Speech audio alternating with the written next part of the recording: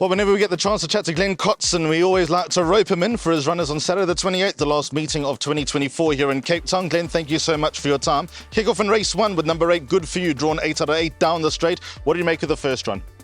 Look, it's crazy. We practiced him out the pens on the week before the race, and he absolutely pinged the pens. But when the race came, he walked out. He got left right out of it. I mean, he was off the bit. But what I did like is the way he finished, and it caught a lot of attention from a lot of the punters out there. So I think he's going to be a huge runner. Obviously, we're going to practice with him again just to make sure. But if he jumps with the run under the belt, he'll be quite a tough horse to beat. I think he's come on a hell of a lot from having his run. Second race, you've got 2 runners. Let's start with number 2, Colima. Nice turnaround since the Algoa Cup in PE. Looks like he's just banging on the door for that next one. Look, I mean, he's a really unlucky old boy. In the Algoa, we switched to the Poly. He had to come from near last, couldn't get a run. And the same thing now. He came from way off them, and everybody jumped to the outside. He couldn't get a run. I think the jockey got a holiday. He pushed his way through, and but I mean, if he from a favourable draw, if he repeats that run, he'll be very competitive. And same race, number 3, Green Mandarin. I know that he's one of the stable stars for everything that he's been through in his performance. How do you think he'll go? I was just saying to the partners, he's been recently bought by new guys, and I was saying that I think he's going to be a better winter horse. He's out of a Gallo Mare, and they love it wet. The wetter the better. I mean, he won his races in the winter, but it was a nice, encouraging run last time. Also couldn't get a run yet to weave his way through, and he looks good, and hopefully he'll be competitive for that. Then 2 runners in the third race. Start with number 5, Clever Candy. Nice little debut. It was a while ago. Do you think she might need it? Yeah, she's got terrible feet. She keeps going sore on her feet, and we really battle with her. Thank goodness we're on top of her, especially coming out of winter. Her feet were very, very soft with all the rain that we had. But we gave her a gallop, and then she was supposed to run. Her blood was wrong.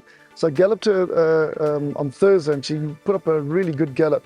I think she's going to be a seriously nice filly in the future, but she might still need this one. And then same race, number 8, Green Light Scout, drawn 8 out of 8 over 1,400 metres, but the small field might help her chances. She's gone missing of late, but she's capable.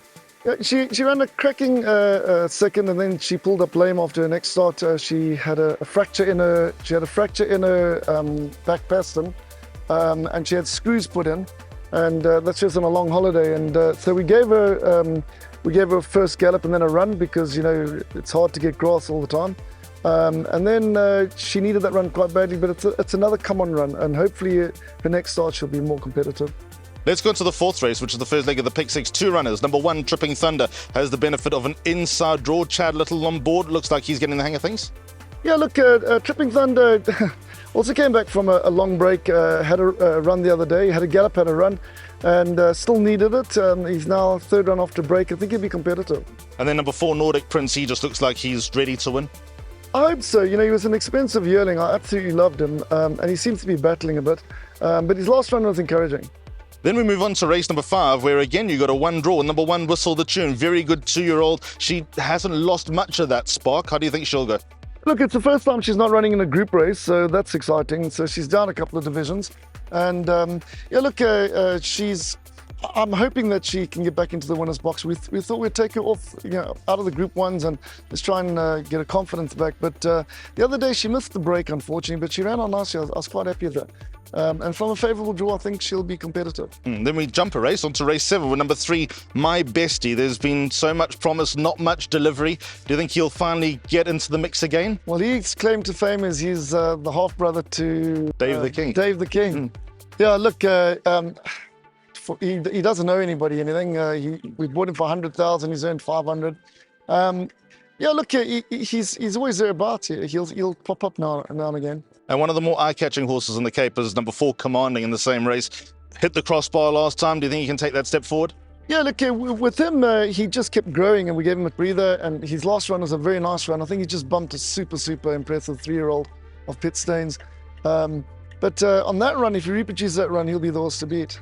Perfect. And then that is pretty much that. Glen, thank you so much for your time until we go into the last race, where you got a couple of runners. Number 12, Walk With Me, Dennis Schwarz on board. Last run looks like the exception rather than the norm.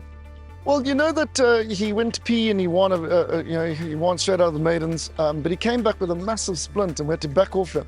And I didn't want to gallop him with that splint. I had to settle down, and So he had a break and then he needed his first run back. So it's his second run now and he should be more competitive. And then drawn hard up on the outside, number 15, the Mask, had a gallop. He had the breakfast gallops about 10 days before this race meeting. Looked to be a nice gallop, but where's he at? I think that's it, is that we gave him a break and he was just not thriving and now we got him back to his best. It's a pity we drawn on the outside. I think he's going to run an absolute blinder. We're going to drop him out and let him run on, but he'll be one to follow. Awesome. Thank you, Glenn. Thank you.